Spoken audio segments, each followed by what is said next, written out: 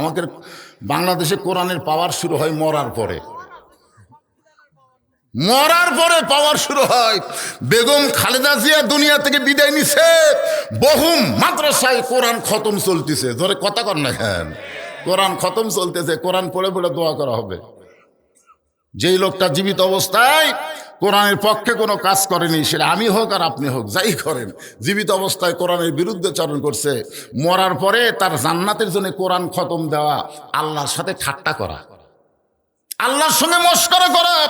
আল্লাহ বলতেছেন কোরআন কোনো মরা মানুষের কিতাব না, কোরআন হলো জীবিত মানুষের হেদাত।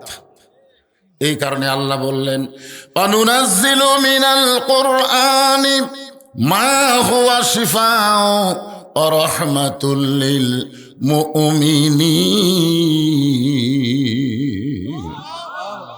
এর বাংলা একটা অর্থ আছে, আমি বলবো, আমি যেই বলবো আপনার সাথে সাথে স্লোগান দেবেন, সব সমস্যার সমাধান। এটা একটা হলো,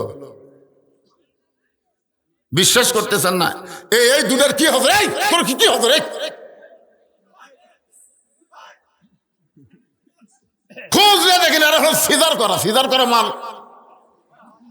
এই যেটি একটা বসে আছে, কিছুক্ষণ পর পর উটপুট করতেছে। কারণ সিজার করা বাচ্চারা জন্মের আগে জন্ম নেয়, সেটা জানেন? 2 দিন পরে নরমালে হতো, কিন্তু ওর মায়ের কারণে, কেন ওর মা অধৈর্য হওয়ার কারণে একটা পরপুরুষ ডাক্তারের কাছে গেছে, সেই পরপুরুষ ডাক্তার লাইড়িয়া ছাড়া পেট কেটেছে। লাইড়িয়া ছাড়া পেট কেটে দেখে বাচ্চার ঘুমই ভাঙেনি, 2 দিন পরে নরমালে হতো। 2 দিন আগে টাকার লোভে পেট কাটছেন, কি করবি? ঘুম যে ভাঙেনি, বড় ডাক্তারের কাছে গেছে, ডাক্তার সাহেব পেট তো কাটলাম কিন্তু বাচ্চার তো ঘুম ভাঙেনি। ডাক্তার বলতেছে টাকার লোভে পেট কাটছিস, আমি কি করবি? না না বেঁচে আছে তো, কিন্তু ঘুম ভাঙেনি। তখন কয় পাও ধরে বের করে মাথার উপরে একটা ঘুরেন দে। তখন বাচ্চার পাও ধরে মাথার উপরে একটা ঘুরেন দিলে বাচ্চা ঝাঁকি খায়। এখন কি করবি? ঘুম ভাঙে, এই যে কান্দে উঠলো, এই কান্দার কারণে আর মাথা এমন একটা ঝাঁকি খাচ্ছে, অস্থির হয়ে গেছে। এই মোবাইল ছাড়া ভাত খায় না, মোবাইল ছাড়া আর কান্না থামে না। ধরে কোন কথা ঠিক, এই সিজার করা বাচ্চারা এক জায়গায় বেশিক্ষণ থাকতে পারবে না। এখন খুঁজলে দেখেন ওর খবর কি।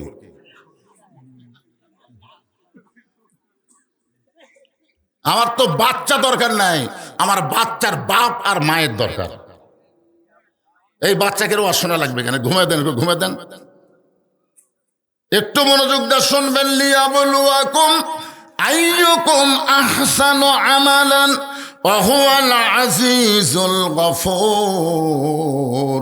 সূরা মুলকের 2 নম্বর আয়াতের তাফসীর চলতেছে। ওমর ফারুক বললেন, ওসমান, একদিন খালার বাড়িতে রাখালি করতাম, আজকে আল্লাহ আমাকে অর্ধ পৃথিবীর খলিফা বানাইছে।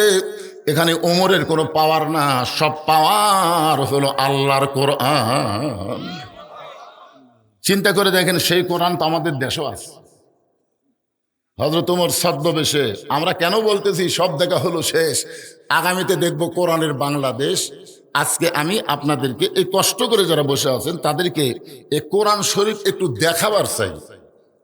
এতদিন তো খালি ওয়াজ শুনলেন, আজ একটু নিজের চোখে দেখা লাগবে। রাজি আছেন? কি দেখবেন? এতদিন কি করছেন? কোরআন শুনছেন, আজকে একটু দেখেন এটা জিনিসটা আসলে কি, দেখা লাগবে না? যদি 12ই ফেব্রুয়ারি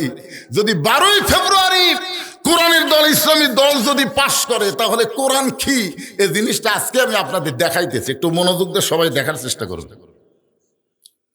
অর্ধজাহানের খলিফা হযরত ওমর ছদ্মবেশে মদিনার অলি গলি ঘুরতেছেন। হঠাৎ হযরত ওমর দেখতে পাই 2 পাহাড়ের মাঝখানে একটা বিস্তীর্ণ মরুভূমি। ওই মরুভূমির মধ্যে একজন রাখাল উট আর দুম্বা চড়ায়। হযরত ওমর আল্লাহর কোরআনকে দেখার জন্য রাখালকে সালাম দিলেন, আসসালামু আলাইকুম রাখাল ভাই, আমার পেটে ক্ষুধা লাগছে, আমি উটের 1 পেয়ালা দুধ চাই। রাখাল মুচকি মুচকি হাসে।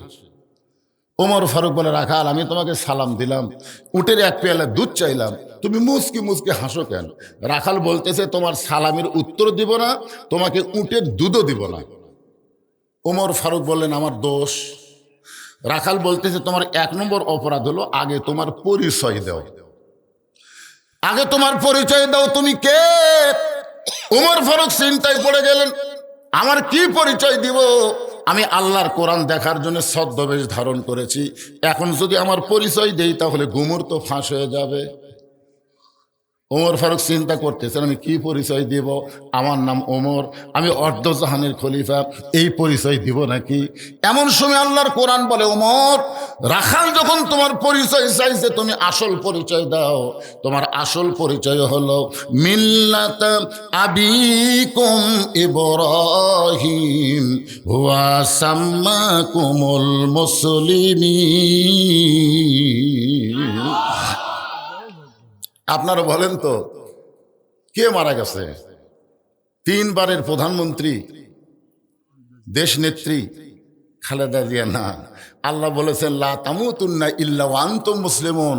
তুমি মন্ত্রী হয়ে মরো, তুমি প্রেসিডেন্ট হয়ে মরো, তুমি ডিসি হয়ে মরো, এই কথা আল্লাহ বলে নাই। আল্লাহ বলেছেন মুসলমান না হয়ে মরো না। ধরে কোন কথা ঠিক কিনা? তাহলে এখানে যারা আমরা বসে আছি আমাদের সকলের পরিচয় কি? বুঝতে পারেন না কেন? সকলের পরিচয় কি? আরো জোরে সবাই বলেন। যাই বলবেন না তাই মুনাফিক হয়ে যাবেন, এই জন্য সবাই বলেন। পাপী হতে পারি, আমরা যে মুসলমান এই ব্যাপারে সন্দেহ আছে নাকি? আমাদের পরিচয় কি? আরো জোরে। কে রাখছে আমাদের পরিচয়? আল্লাহ না, আমাদের জাতির পিতা। মিল্লাত আবিকুম ইব্রাহিম ওয়া সাম্মাকুমুল মুসলিমিন। ওমর ফারুক বলতেছে, রাখাল আমার পরিচয় যখন জানবার চাও, আমার পরিচয় হলো আমি একজন মুসলমান। রাখাল বলতেছে আসল না নকল? ওমর ফারুক চমকে উঠছে, কিন্তু মুসলমান তো মুসলমানই, এর মধ্যে আসল নকল কি? রাখাল বলতেছে আসল মুসলমান যারা হবে তারা চাওয়ার ব্যাপারে সতর্ক থাকবে। আসল মুসলমান জীবন যাবে কিন্তু আল্লাহ ছাড়া অন্য কারো কাছে তারা চাবে না। আসল মুসলমান প্রয়োজন হলে ফাঁসির মঞ্চে যাবে কিন্তু রাষ্ট্রপতির কাছে বাঁচার দরখাস্ত লিখবে না। কথা কন না কেন? আসল মুসলমান বোঝেন না? মতিউর রহমান নিজামীকে উকিল এসে বলতেছে, স্যার আপনি একটা দলের আমির, আপনি যদি রাষ্ট্রপতির কাছে বাঁচার দরখাস্ত লেখেন, রাষ্ট্রপতি দয়া করে যদি আপনার দরখাস্ত কবুল করে তাহলে আপনার ফাঁসি কার্যকর হবে না। নিজামী সাহেব মুচকি মুচকি হাসতেছে। উকিল বলে, হাসেন কেন? বলে, হাসার কারণ হলো তুমি যার কাছে আমাকে দরখাস্ত লিখতে বলতেছো এরকম 3 জন রাষ্ট্রপতিকে আমি ক্ষমতার থাকা অবস্থায় মরা দেখছি। একটা হলো শেখ মুজিবুর রহমান, একটা শহীদ প্রেসিডেন্ট জিয়াউর রহমান, একটা হলো জিল্লুর রহমান। যারা ক্ষমতার থাকতে নিজেরাই মারা যায় তাদের কাছে কোনো ইমানদার জীবন ভিক্ষা চাবে না। উকিল বলতেছে তাহলে আপনার ফাঁসি হবে। মুচকি হাসিতে বলে, আমার ফাঁসি হবে কিন্তু আমার মৃত্যু হবে না। উকিল কয়, কি কন? ফাঁসি হবে তো মৃত্যু হবে না কেন? সঙ্গে সঙ্গে আল্লাহর কোরআন তেলাওয়াত করতেছেন, ওয়ালা তাকুলু লিমান ইউকতালু ফি সাবিলিল্লাহি আমওয়াতুন বাল আহইয়াউ ওয়ালাকিন লা তাশউরুন। আল্লাহ রাস্তায় যাদেরকে অন্যায়ভাবে হত্যা করা হয়, আল্লাহ রাস্তায় যাদেরকে ফাঁসি দেওয়া হয় তাদেরকে তোমরা মৃত্যু বলো না, আমি আল্লাহ বলতেছি তারা জীবিত। আপনারা বলেন তো শহীদ প্রেসিডেন্ট জিয়াউর রহমান মারা গেছে না জীবিত আছে? মারা যায়নি, মারা যায় নাই। শহীদ প্রেসিডেন্ট জিয়াউর রহমান কিয়ামত পর্যন্ত বাংলাদেশের মানুষের অন্তরে অন্তরে থাকবে। জোরে কোন কথা ঠিক কিনা? তাকে হত্যা করা হয়েছে, তাকে হত্যা করার পরে তার ব্রিফকেস খুঁজে পাওয়া গেল, জায়নামাজ আর আল্লাহর কোরআন। এই কয়েকদিন আগে যাকে হত্যা করা হলো, আকাশেতে লক্ষ্য তারা, একটা চাঁদের আলো, 1000 কোটি মানুষের চাইতে একজন ওসমান হাদি ভালো। আপনারা বলেন তো ওসমান হাদি মরছে? আমার গ্রামে এই কয়েকদিনের মধ্যে 2টা ছেলে আছে, 2 জনের নাম হচ্ছে ওসমান হাদি। দুধের নামে, উত্তর পাড়াতে একটা, দক্ষিণ পাড়াতে 2টাই ওসমান হাদি। আমি কইলাম কি আরে এ কি পাইলো? তার ভাইরা বুঝাই দিল যে আল্লাহ রাস্তায় যাদেরকে হত্যা করা হয়, ওসমান হাদির প্রত্যেকটা ভিডিও দেখবেন, ও কিন্তু কার বিরুদ্ধে সবসময় কথা বলছে? বাংলাদেশের অধিপত্যের পক্ষে বাংলাদেশকে যারা হরণ করতে চায় ইনসাফ ভিত্তিক কথা বলেছে, জোরে কর কথা ঠিক কি না? যার কারণে তাকে হত্যা করা হলে একটু মনোযোগ দিয়ে শুনবেন। রাখাল বলতেছে পথিক, ওমর ফারুক তার চিনে না, বলতেছে পথিক তুমি যে আসল মুসলমান হও তাহলে তুমি দুধ চাইছো কার কাছে? ওমর ফারুকের চোখ দিয়ে পানি পড়তেছে, আল্লাহ তোমার কোরআন যখন দুনিয়াতে চালু থাকবে, উমর যদি ভুল করে একটা রাখাল পর্যন্ত তার ভুল ধরবার পারবে, জোরে কন্যা সুবহানাল্লাহ। ওমর ফারুক বলে রাখাল আসলে চাওয়ার ব্যাপার আমার ভুল হয়ে গেছে। রাখাল বলতে ভুলটা যখন স্বীকার করছো তাহলে আল্লাহ তোমাকে তওবা করার সুযোগ দিছে। সুবহানাল্লাহ খান্না কেন? ভুল স্বীকার করলে তওবা আছে না নাই? আমার বড় ভাই আওয়ামী লীগ করে, 5ই আগস্টে যখন হাসিনা পলে গেল তখন আমার বড় ভাই দিকে আমার মাদ্রাসার মসজিদ যাচ্ছে, আমি আবার সিসি ক্যামেরা দেখবার ফেলাম। মাঝে মধ্যে আমার বড় ভাই কিন্তু আমাকে বলতো, একটু তিরস্কার করে বলতো, হুজুর যে কোনো সময় কিন্তু ধরা পড়বে। তা আমি আমার ভাইকে বললাম, ভাই আপনি কিসের ধরার ভয় দেখান? তখন পুলিশ ধরবি রে, র্যাব ধরবি। আমার ভাইয়ের হাত বুকের মধ্যে নিয়ে বললাম, ভাইজান যে কোনো সময় কিন্তু আপনিও ধরা পড়বেন। তো আমার বলতে আমি সরকারি দল করি রে। আমি বললাম আপনি আমার পুলিশ ধরার কথা কন আর আমি আপনাকে আজরাইল ধরার কথা বলতেছি। গরিব বাবা রে, চমকে উঠলেন কে? পুলিশ ধরলে তাও ছাড়বি রে, কিন্তু আজরাইল ধরলে কিন্তু ছাড়বি না, কথা কন না কেন? তা আমি আস্তে করে নামে এসে দেখলাম আমার ভাই মসজিদের মধ্যে নামাজ পড়তেছে। আমি বললাম, ভাই খবর কি? ভাই আমার তওবা করা। আমি বললাম কেন? বলে যেই দলের মেম্বার থেকে প্রধানমন্ত্রী বলে যায় এই দল আমি আর নাই। আমি বললাম ভুলটা যখন বুঝবার পারছেন তাহলে আপনাকে আল্লাহ তওবা করার সুযোগ দিছে। সুবহানাল্লাহ কোন না কেন? কি যারা ভুল বুঝবে তাদের আল্লাহ তওবা করার সুযোগ আছে না নাই? রাখাল বলতে যে ভুলটা যখন স্বীকার করছেন তাহলে আল্লাহ আপনাকে তওবা করার সুযোগ দিল। ওমর ফারুক বলে রাখাল তাহলে আমি তওবা করতেছি। রাখাল বলে আপনি মূর্খ মানুষ, আপনি তওবা কেমনে করবেন? আমি তওবা করাই আপনি আমার সঙ্গে তওবা পড়েন। ওমর ফারুক বলে রাখাল আমার মধ্যে মূর্খামির কি দেখলা? রাখাল বলতেছে চাওয়ার ব্যাপারে যারা সতর্ক থাকে না তারা হলো সব চাইতে বড় মূর্খ। সুবহানাল্লাহ কোন না কেন? ওমর ফারুক বলে রাখাল আসলেই আমি মূর্খ, তাহলে তুমি আমাকে তওবা পড়ায় দাও। এবার রাখাল হযরত উমরকে তওবা পড়াচ্ছেন। যারা এখনো মাগরিব এশার নামাজ না পড়া ওয়াজ শুনতেছেন, এখনো যারা মাগরিব এশার নামাজ না পড়ে ওয়াজ শুনতেছেন, আপনারা ফজর পর্যন্ত বাঁচবেন তার গ্যারান্টি আছে? এখান থেকে বাড়ি যাওয়ারই গ্যারান্টি নেই। তাহলে আপনি ইচ্ছা করে মাগরিব আর এশা বাদ দিয়ে ওয়াজ শুনতেছেন। আমি সবাইকে কিন্তু বলতেছি না, যারা পড়েনি তার খুব বলতেছি। কেরে ভাই, তাহলে এই মুহূর্তে তওবা করার দরকার আছে না নাই? তওবা করেন, আল্লাহ ফজর থেকে আর নামাজ বাদ দিব না। আল্লাহ বলে যত নামাজ না পড়ার পাপ হয়েছে এই তওবা করার সঙ্গে সঙ্গে আমি আল্লাহ তোমাকে মাফ করে দিলাম। এজন্য সবাই আমার সঙ্গে যারা পড়েছি, এখন অনেকে বলতে আমরা তো মাগরিব এশা পড়ছি হুজুর, যেভাবে পড়া দরকার হয়তো সেভাবে পড়তে পারি নাই। এজন্য সকলে মিলে আমরা একটু তওবা করব। পিছনে যারা দাঁড়িয়ে আছেন বসেন ভাই, তওবার সময় বসা ভালো, বসেন না কেন? আরে হতে পারে আজকের মাহফিল আমাদের জীবনের হেদায়েত জান্নাত পাওয়ার ওসিলা। জোরে কোন কথা ঠিক কিনা? হতে পারে কি পারে? এজন্য সবাই একটু আমার সঙ্গে পড়েন আস্তাগফিরুল্লাহ। পড়েন সবাই, পড়েন সবাই আস্তাগফিরুল্লাহ রব্বি মিন কুল্লি জামবি ওয়া তুবু ইলাইহি লা হাওলা ওয়ালা কুওয়াতা ইল্লা বিল্লাহিল আলিয়্যিল আযীম। ওমর ফারুক তওবা করার পরে বলতেছে, ও রাখাল ভাই আল্লাহর হস্তে উটের এক পেয়ালা দুধ দাও। রাখাল মুসকি মুসকি হাসে। ওমর ফারুক বলে রাখাল আবার হাসতেছে কেন? রাখাল বলতেছে তওবা করার পরে তুমি আবার মুনাফিকি করলে। ওমর ফারুক বলতেছে কি বললা? রাখাল বলতেছে তওবা করার পরে আবার মুনাফিকি করলে। ওমর এই রাখাল মুখে যা আসে তাই বলিস মিয়া, আমার মধ্যে মুনাফিকের কি দেখলা? রাখাল বলতেছে লিমা তাকুলু মা লা তাফালুন, তোমার মুখের সাথে মনের মিল নেই। তুমি চিন্তা করে বলো তো, আমি কি উটের মালিক? আমি যদি উটের মালিক হইতাম তুমি আমাকে রাখাল বললা কেন? আর যখনই তুমি আমাকে রাখাল বলেছো তখন তোমার মন বলতেছে আমি উটের মালিক না। আর মালিক বাদ দিয়ে কেউ যদি রাখালের কাছে আল্লাহর হস্তেও চায়, রাখাল দিবার পারবে না। যার প্রমাণ আমি নিজে। আপনার বাইকোলা টেস্ট থেকে কেবল নামছি, ইতিমধ্যে এক লোক 100 টাকার কর করা নোট আমার হাতত দিয়ে হুজুর দোয়া করেন, হুজুর আল্লাহর হস্তে একটু দোয়া করেন। কি দোয়া বাবা?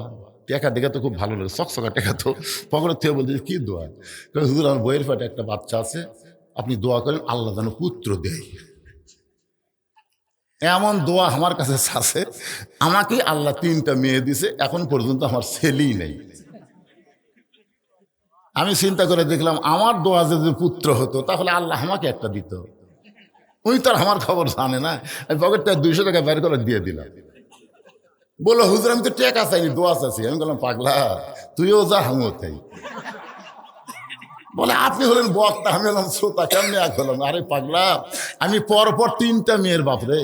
প্রথম মেয়ে হওয়ার পরে বড় যখন বইয়ের পেটে বাচ্চা আইছে, আমি আল্লাহর কাছে দোয়া করলাম আল্লাহ একটা পুত্র দাও, আবার আল্লাহ কন্যা দিচ্ছে।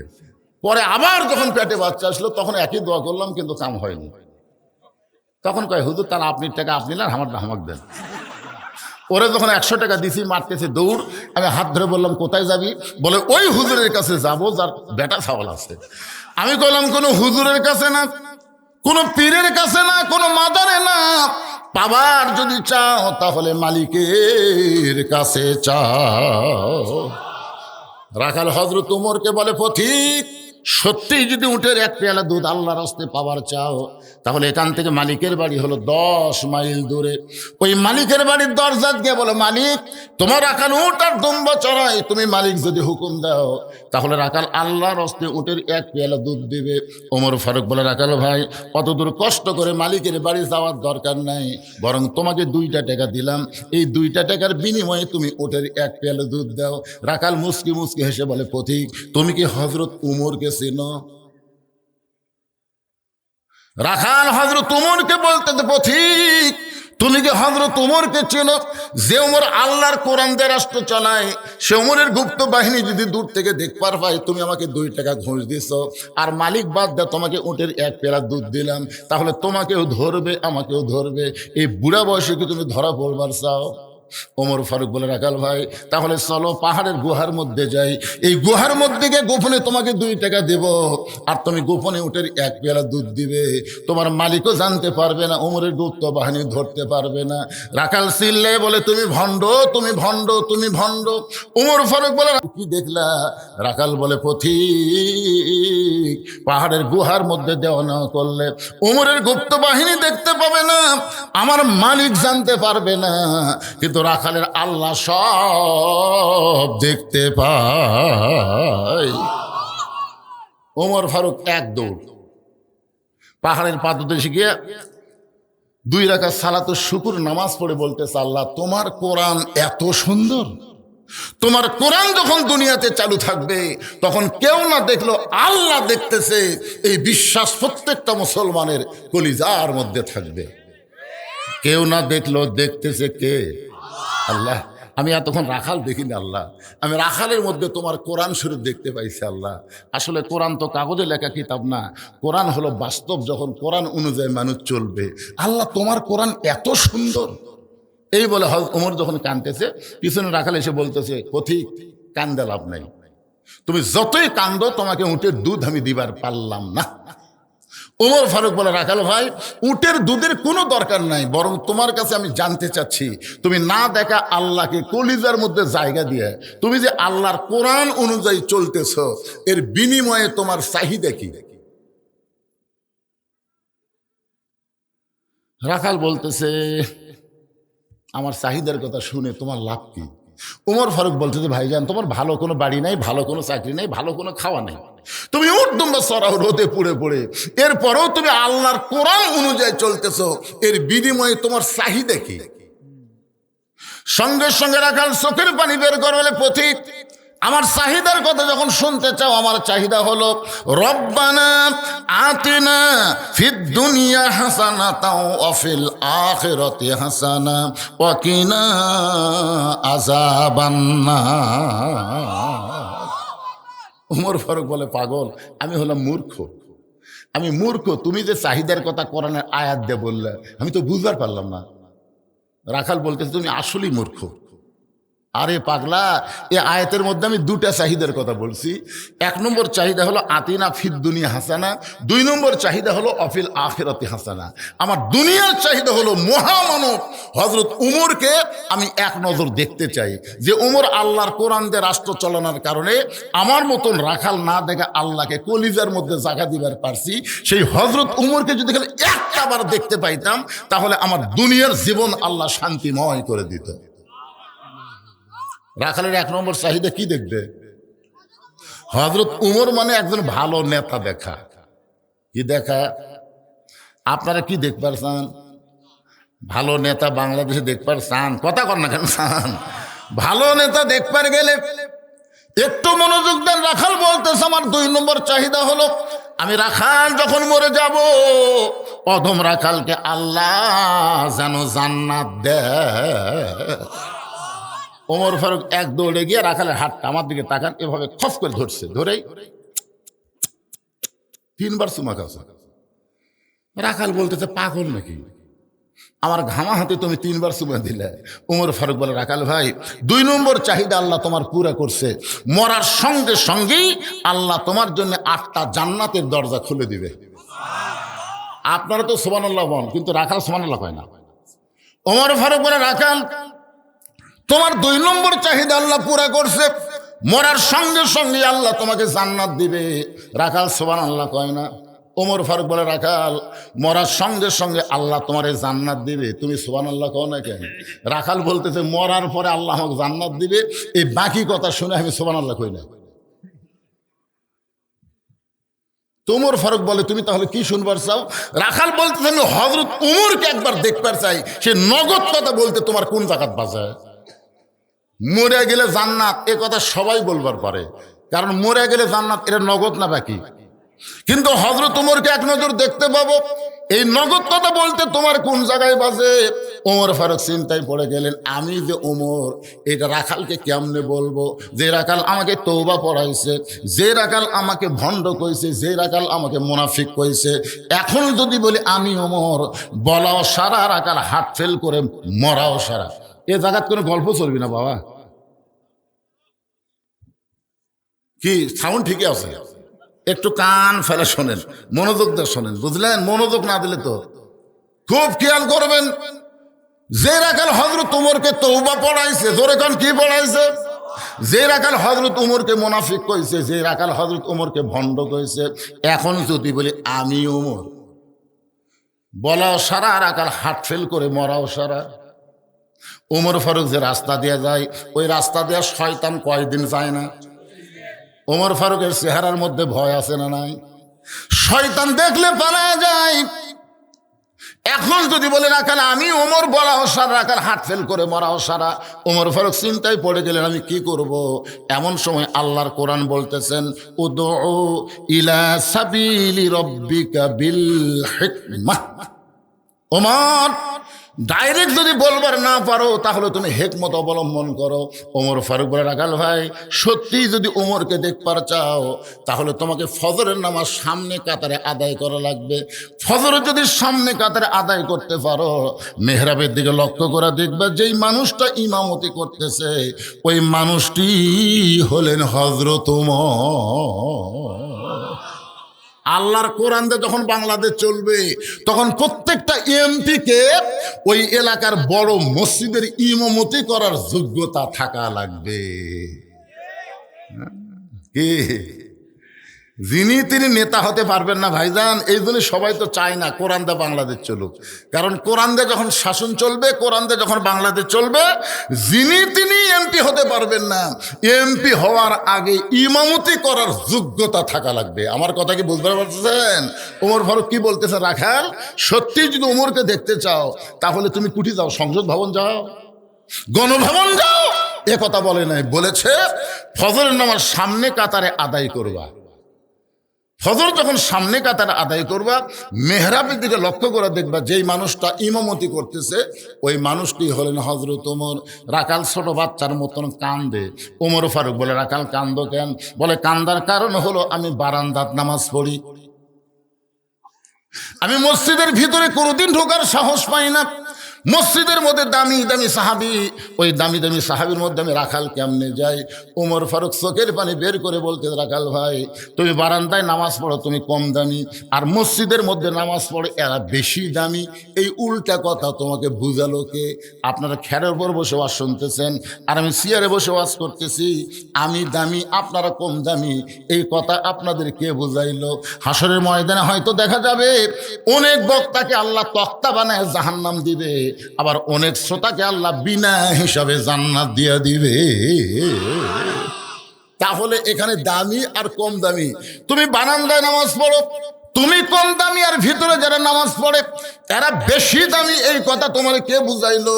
বরং আল্লাহ কোরআনে বলেছেন, ইন্না আকরামাকুম ইনদাল্লাহি আতকাকুম, ওই ব্যক্তি সবচাইতে দামি হয় যার কলিজার ভিতরে আল্লাহর বেশি ভয়। সত্যিই যদি উমরকে দেখতে চাও তাহলে ফজরের নামাজ সামনে কাতারে আদায় করা লাগবে। এখন কি করবা কও? রাখাল বলতেছে, তাহলে আজকে ঈশার নামাজ পড়ে বাড়ি যাব না। ওমর ফারুক বললেন, কেন? রাখাল বলে, ঈশা পড়ে যদি বাড়ি যাই আর ফজর যদি সামনে কাতারে না পাই, এই জন্যই ঈশা থেকেই ফজর সামনে কাতারে ধরার চেষ্টা করা লাগবে। ওমর ফারুক বললেন, রাখাল তুমি বলো তো 5 ওয়াক্ত নামাজের মধ্যে 3 ওয়াক্ত তাড়াতাড়ি, আসর মাগরিব এশা, কিন্তু এশা থেকে ফজর অনেক সময়, আবার ফজর থেকে জোহর অনেক সময়, এই 2 নামাজের বেশি সময় হওয়ার কারণ কি? রাখাল বলতেছে, আমি তো জানি না। ওমর ফারুক বললেন, তাহলে শোনো, ফজর থেকে জোহর আল্লাহ লম্বা সময় দেওয়ার কারণ হলো এই সময় ব্যবসা বাণিজ্য করবা, খেতে খামারে কাজকাম করবা, চাকরি বাকরি করবা, এইগুলো করতে গিয়ে তোমার দেহের যে ক্ষয় হবে, এশা থেকে ফজর আল্লাহ লম্বা সময় দিছে, এই লম্বা সময়ের মধ্যে তুমি ঘুম পারলে আল্লাহ তাআলা তোমার এই দেহের ক্ষয়টা এই ঘুমের মধ্যে আল্লাহ পুরা করে দিবে। তাহলে এশা থেকে ফজর তুমি যে সামনে কাতার ধরবার চাচ্ছা, যদি ঘুম ধরে, রাখাল বলতে, ঘুম যদি ধরে তাহলে মসজিদের মধ্যেই ঘুমিয়ে যাবো। যেই বলছে মসজিদের মধ্যে ঘুমাবো, উমর ফারুকের চেহারা রক্তের মতন লাল হয়ে গেছে। এই রাখাল, মসজিদের মধ্যে ঘুম পাড়ার দলিল দে। তুই যে মসজিদে ঘুম পাড়বি তার একটা দলিল থাকা লাগবে না? আরে ঘুম পাড়া তো দূরের কথা, ওরা সবাই নামাজ পড়ে বেড়ায় গেছে, এরা 3 জন 4 ফ্যান দিয়ে গল্প করতেছে, 1-1 ঘন্টা হয়ে এরকে গল্প বন্ধ হয় না।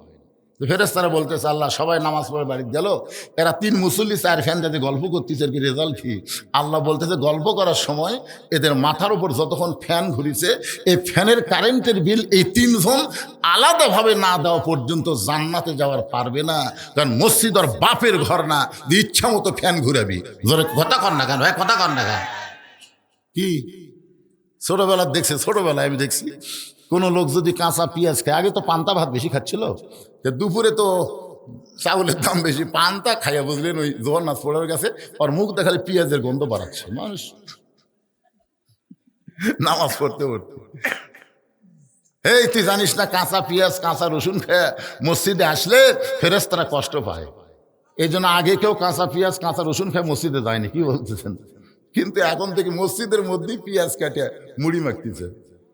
হ্যাঁ, মসজিদের মধ্যে খুচখুচ করে পেঁয়াজ কাটতেছে। আগে পেঁয়াজ খাইয়াই যায়নি, এখন পেঁয়াজই কুটতেছে, মানে মসজিদ আর বাপের রান্নাঘর। কথা বল না কেন? আর মসজিদের সবচাইতে খারাপ পরিবেশ করলো এই সিয়ার প্যাটিরা। ধর এখন কি প্যাটি? সিয়ার প্যাটি। এই সিয়ার প্যাটিরা, আপনি বলেন তো বাড়িতে নামাজ পড়লে কয় গুণ সওয়াব? কয় গুণ? 1 গুণ। আর মসজিদে নামাজ পড়লে 27 গুণ। কি একলা একলা পড়লে দিবি না জামাত করে পড়া লাগবে? তো জামাত করে পড়বার গেলে কাতার হেঁকা মেঁকা করে পড়লে হবে না কাতার সোজা করে পড়া লাগবে? কাতার সোজা করার নিয়ম হলো পায়ের গোড়ালির সঙ্গে গোড়ালি মিল করে কাতার সোজা করা লাগবে। আল্লাহ রাসূল যতক্ষণ পর্যন্ত কাতার সোজা না হয়েছে ততক্ষণ রাসূল ইমামতি শুরু করেনি। এখন আপনার কাতারের মধ্যে যদি একটা চেয়ার থাকে, তাহলে বলেন তো যেই লোকটা চেয়ারে বসলো তার বার গোড়ালির সঙ্গে আপনার গোড়ালি মিল খেলো, তাহলে 27 গুণ সওয়াব কি আপনার চান না? 27 গুণ সওয়াব যদি চান তাহলে আপনার কাতার থেকে চেয়ারটা টুস করে পিছনের কাতারে দেন। পিছনের কাতারের লোকেরা যদি 27 গুণ সওয়াব পায় তাহলে আস্তে করে চেয়ারটা 3য় কাতারে দেন। 3য় কাতারের লোক যদি 27 গুণ সওয়াব পায় আসল চেয়ারটা 4র্থ কাতারে দেন। এক সময় 27 গুণ সওয়াবের আশায় একটা চেয়ারও মসজিদের মধ্যে থাকবি না, সব চেয়ার বারান্দার যাবি। জোরে কোন কথা কন না কেন ভাইজান?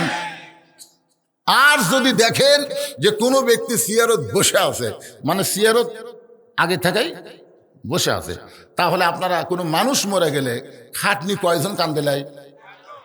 মনে করবেন যে লোকটা চেয়ারত বসে আছে ওই মরে গেছে, মনে করবেন ওই মরে গেছে, খাটনি লাশ মনে করে 4-5 ধরে আস্তে করে বারান্দা থেকে আসবেন।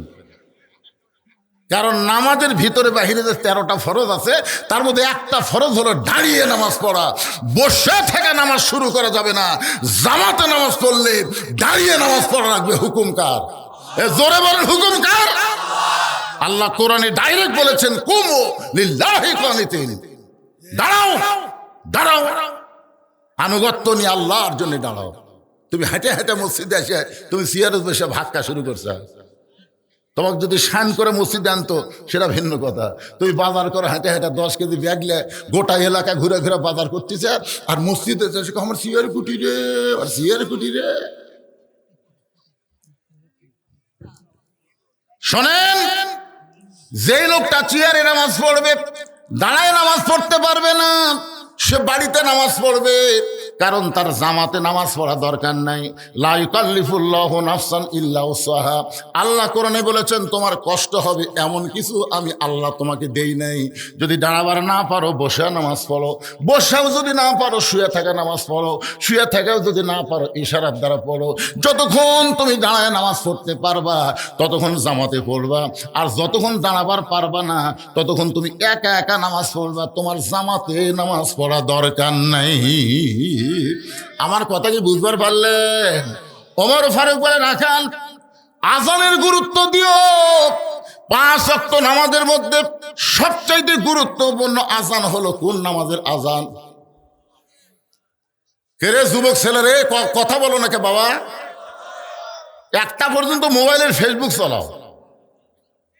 ফজরের আজানের মধ্যে একই শব্দ অন্য আজানে নাই, বেশিবার বলে 2 বার। একই শব্দ যেটা অন্য আজানে নাই ফজরের আজানে মুয়াজ্জিন বলে। এই শব্দ তোমাদের জানা আছে? কি শব্দ? আপনি যুবক তাই আমি এই ফেসবুক আলা করে বলতেছি, কথা কর না কেন? যুবক শোনো, বুড়া বয়সে নামাজ ধরে কোনো লাভ হবে না। নামাজ হচ্ছে কয়টা ঘুরতেছে, দেখছেন দেখছেন দেখছেন।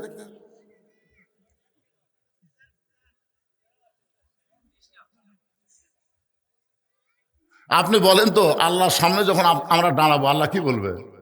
তোমার শৈশবকালের কোনো হিসাব আমি চাই না, বুড়াকালের কোনো হিসাব দেওয়া লাগবে না, তাহলে যৌবনকালের হিসাব দিয়ে জান্নাতে যাও।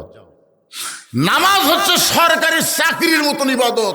সরকারি চাকরি যেমন সব বয়সে হয় না, নামাজও কিন্তু সব বয়সে হবে না। সরকারি চাকরি 60 বছর করলে তারপরে সরকার কি দেয়? পেনশন দিয়ে দেয়, বসে থাকা খা। 60 বছর পর্যন্ত যারা জামাতে নামাজ পড়বে, বুড়া বয়সে যদি জামাত পড়বার নাও পারে আল্লাহ পেনশনে তাকে পুরো সওয়াব দিয়ে দিবে। জোরে কোন সুবহানাল্লাহ। এই জন্য ভাইজান সব ইবাদতের মধ্যে নামাজ হলো গুরুত্বপূর্ণ। লা সালাতা লা ঈমানা, যার নামাজ নাই তার ঈমানই নাই। লা সালাতা লা দীনা, যার নামাজ নাই তার কোনো ধর্মই নাই। বাইনাল আবদি ওয়াল কুফরি তরকুস সালাত, বান্দা কাফিরের মধ্যে পৃথক করার জিনিসটার নামই হলো নামাজ। একটু মনোযোগ দিয়ে শুনবেন। ওমর ফারুক বললেন আজানের গুরুত্ব দিও। এতদিন রাখাল নামাজ পড়েছে বারান্দায়, আজকে নামাজ পড়বে সামনে কাতারে। মুয়াজ্জিন যেই মাত্র বলেছে আসসালাতু খায়রুম মিনান নাওম, সঙ্গে সঙ্গে রাখাল উঠে জোরে জোরে হেঁটে হেঁটে মসজিদের বারান্দায় এসে বলতেছে, ও বারান্দা মনে কষ্ট নিস না, আজকে দেখার জন্য আমি সামনে কাতারে যাব। জোরে কর, কিসের জন্যে? দেখার জন্যে।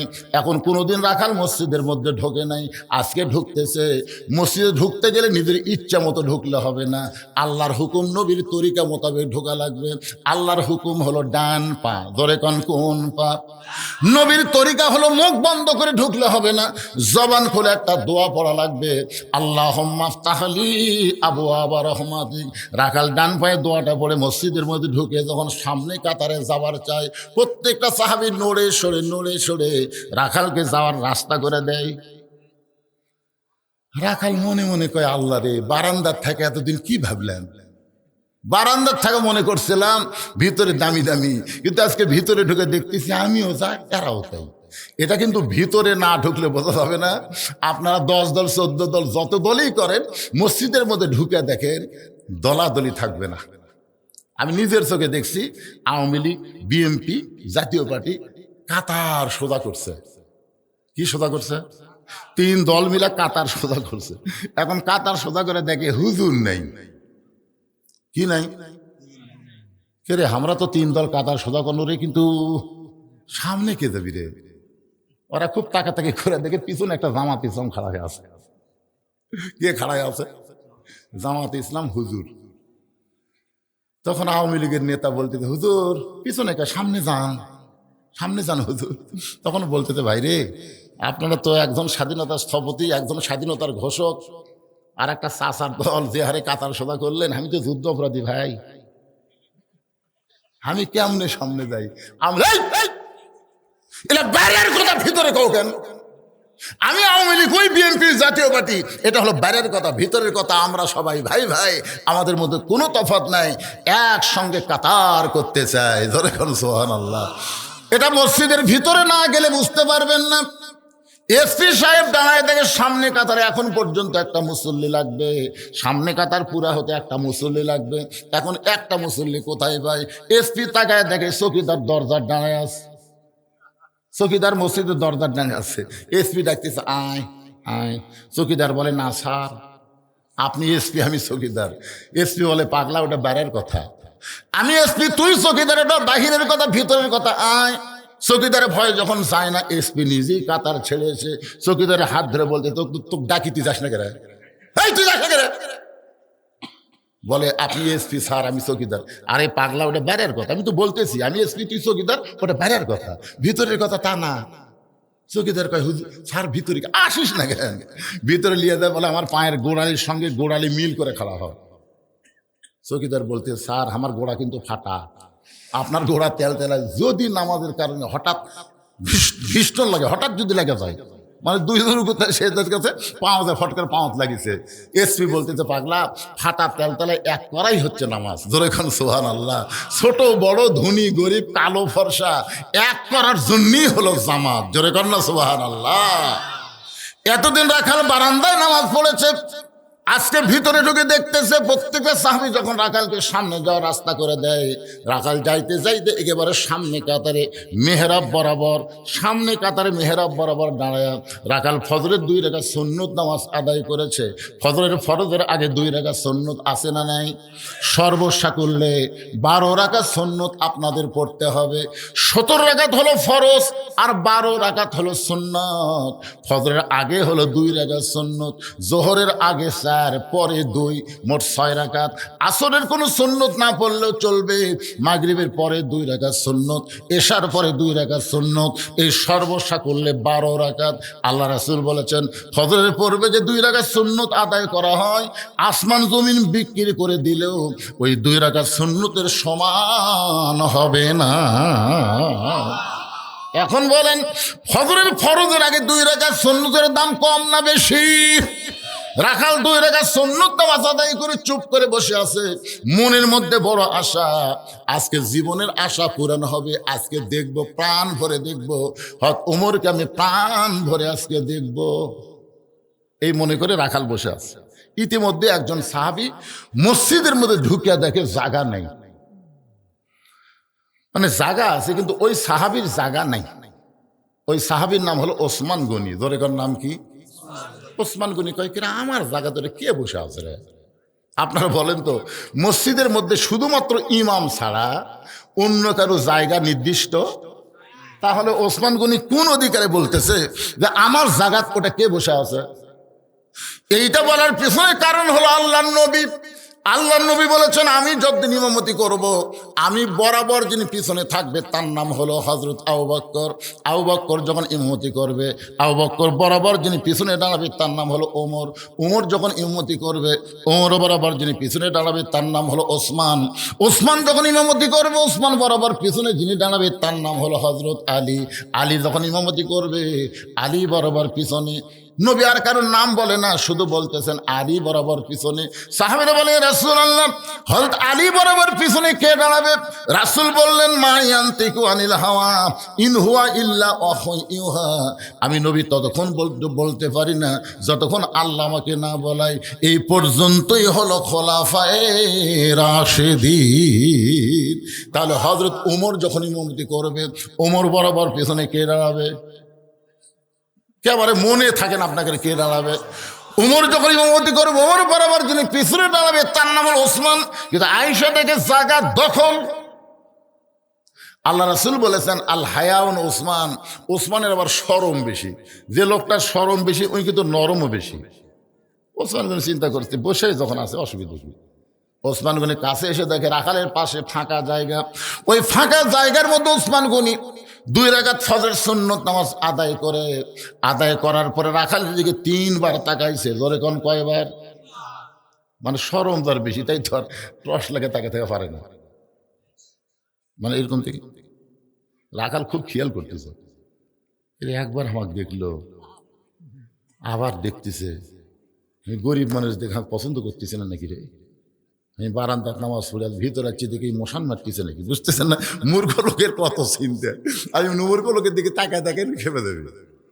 মানে একদিন এক অটো ভ্যানে তার হুক আমার এই গাড়ির সাথে বেজে দিবি। রাস্তা অটো তো ওই ইচ্ছা করলে চাকা নামার পারে, কিন্তু নামে ওই পাকার উপর আসতেছে। আমার ড্রাইভার বললাম ভাই নামে দে, কারণ অটো কিছু হলে হত্যা জরিমানা লিবি। জোরে খান কথা ঠিক কিনা?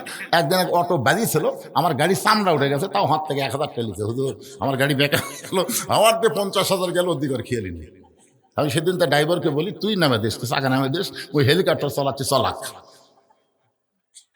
তা আমি একদিন ওই অটোর চলানা খারাপ দেখে শুধু গ্লাসটা নামে ওই দিকে তাকাছি, খালি তাকাছি। অটোরা বলি হুজুর মশান মারতেছে। আমি সেই দিন তওবা করছি ভাই, কোনো মূর্খ লোকের দিকে আমি আর তাকাবো না, তাকালি আর খেপে যায়।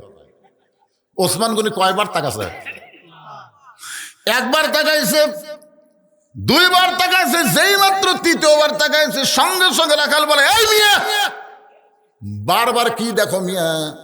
ওসমান গনি ভয়ে থরথর করে দাঁড়িয়ে গেছে।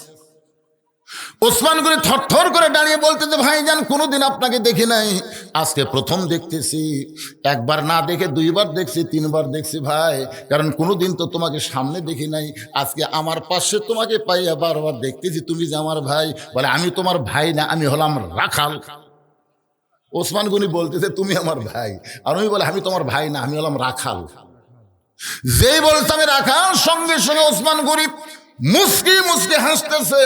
কারণ রাখাল যারা হবে তাদের ভাষা নরম হলে হবে না, রাখালের ভাষা মাঝে মধ্যে গরম হওয়া লাগবে। ধরে কোন কথা ঠিক কি না? আল্লাহ নবী বলেছেন প্রত্যেকটা অভিভাবককে আল্লাহ রাখালের দায়িত্ব দিয়ে দুনিয়াতে প্রেরণ করছে। প্রত্যেকটা অভিভাবককে আল্লাহ রাখালের দায়িত্ব দিয়ে দুনিয়াতে প্রেরণ করেছে। এখন হয়তো আপনারা ভাবতেছেন হুজুর আমাদের তো কোনো গরু ছাগল নাই, তাহলে আমরা কার ওপর রাখালি করব? আপনি চোখ বন্ধ করে দেখেন আছে। এই আমি বলার আগেই বলে দিছে, আপনি চোখ বন্ধ করে দেখেন 50 বছরের একটা গাভী আছে, 22 বছরের একটা আইডিয়া আছে, 17 বছরের একটা বকনা আছে। এখন হয়তো ভাবতেছে গাভী আইডিয়া বকনা কি? গাভী মনে করেন আপনার বউ, এটা মনে করার জন্য বলতেছি ভাই রে।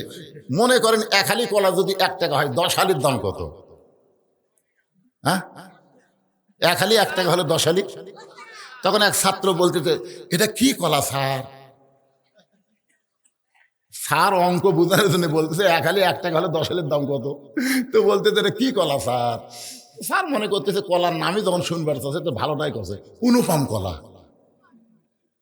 ওই চিন্তা করে আমার বাবা 1 হালি কলা 20 টাকা দিয়ে আসে, আর স্যার 1 টাকার কথা কয়।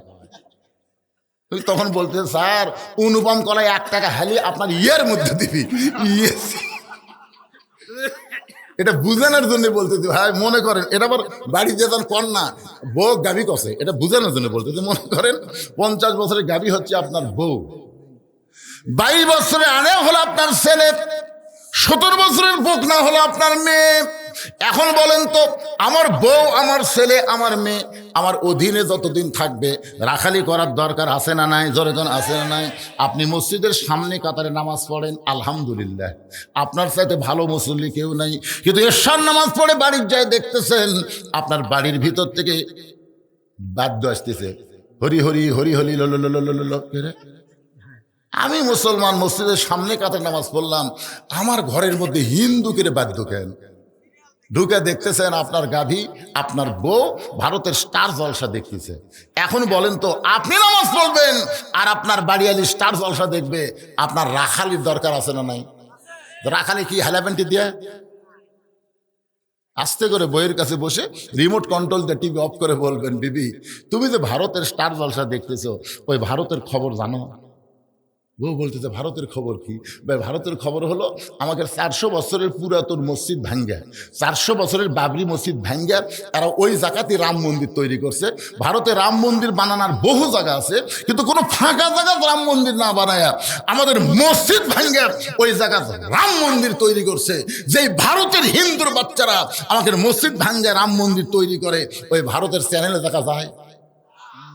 বউ বলতেছে, এই কথা আপনি আমাকে আগে করেন কেন? আমি আজ থেকে ভারত বয়কট করলাম। বউ বলতেছে, আজ থেকে আমি ভারত বয়কট করলাম। যে ভারত মসজিদ ভাঙ্গা মন্দির বানায়, ওই ভারতের চ্যানেল দেখা যাবে। এই জন্য ভারত বয়কট, ভারত। আরো জোরে জোরসে বলেন, এ মায়া, আজ থেকে এই মুহূর্ত থেকে ভারতের কোনো চ্যানেল দেখা যাবে। কারণ ভারতেরা হিন্দুরা নাটক করে, সিনেমা করে, পূজা দিয়ে, আর এই পূজার বাদ্য মুসলমানের ঘরত যদি বাজে, ওই ঘরত ফেরেশতা আসবি।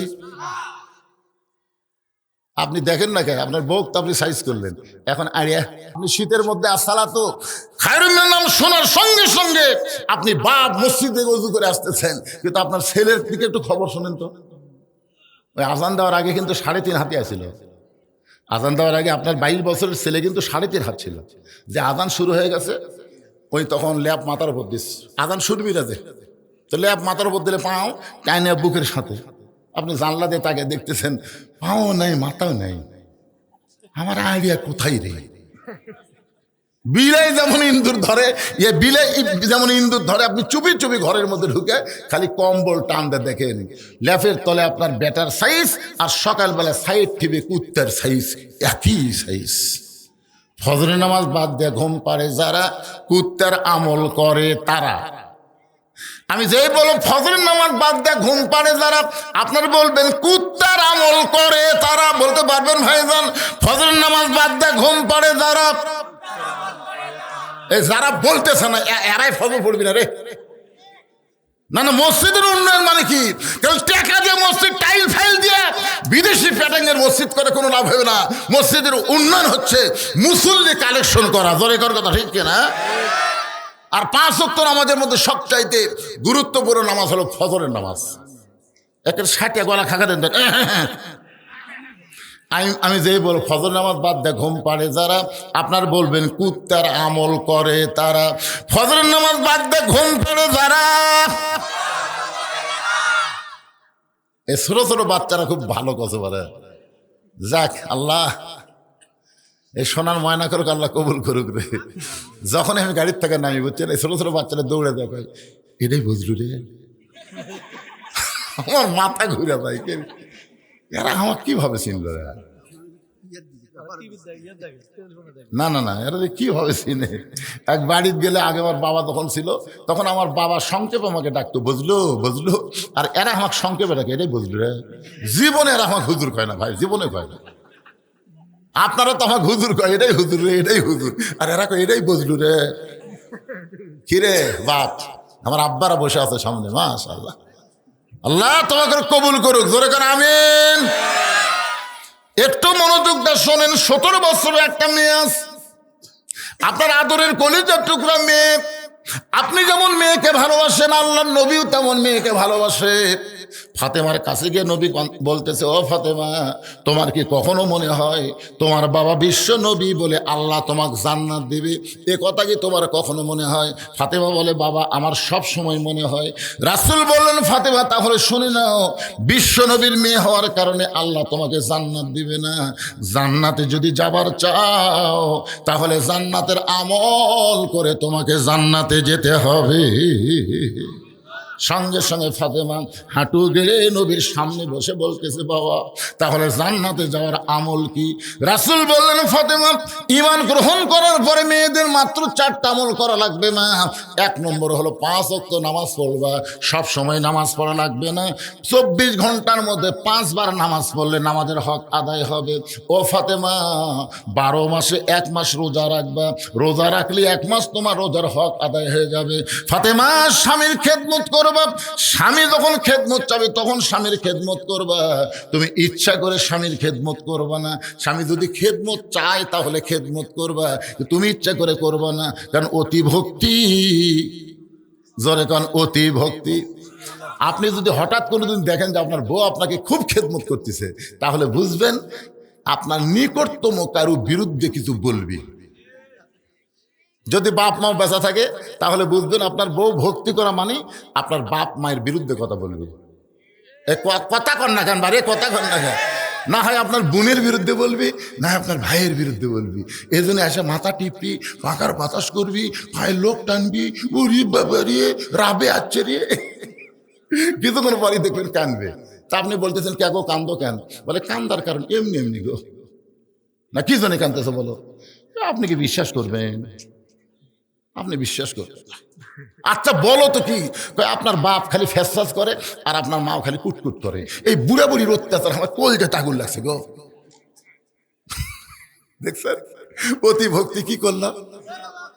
এখন যদি আপনি বাপ মার সাথে থাকেন তাহলে আমাকে বাপের বাড়ি পেটে দেন। আর যদি আমার সঙ্গে জান্নাতের সংসার করবার চান, এই বুড়া বুড়ির বাদ দেওয়া লাগবে। অমা আলাইনা ইল্লাল বালাক।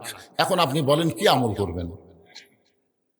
স্বামী যদি বাপের বেটা হয় তাহলে আল্লাহর কোরআন সামনে নিয়ে বলবে, ওয়াকাদা রাব্বুকা আল্লা তা'বুদু ইল্লা ইয়াহু ওয়া বিল ওয়ালিদাইনি ইহসানান। আল্লাহু আকবার। স্বামী বলবে, ওঠ ওঠ। বউ কবে এত গরম, ওঠ। তুই না তোর বাপের বাড়ি যাওয়ার চালু, যা।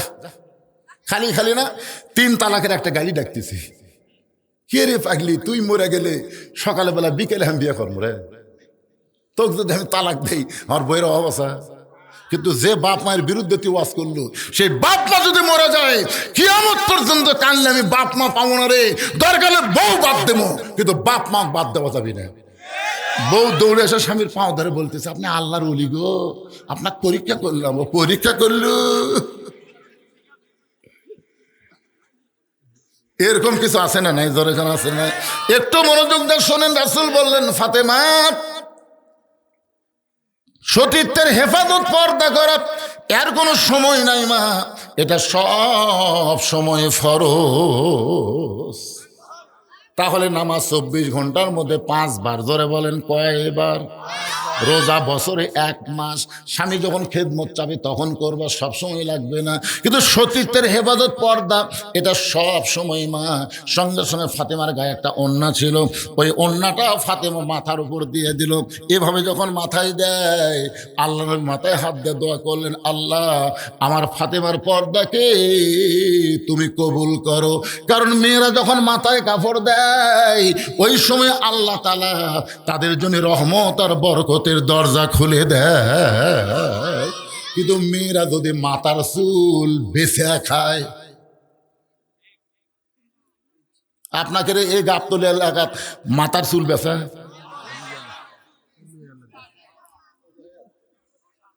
এ মায়েরা শোনেন, মহিলারা মারা গেলে 5 কাপড় দেয়, পুরুষকে 3টে দেয়, মেয়েদের কয়টা দেয়? 5টা দেয়। আপনারা জানেন পুরুষের মতোই কিন্তু 3 কাপড় মেয়েদের। 2টা কাপড় 2 জায়গায় বাঁধে, একটা হলো সিনা বাঁধ আর একটা হলো মাথা বাঁধ।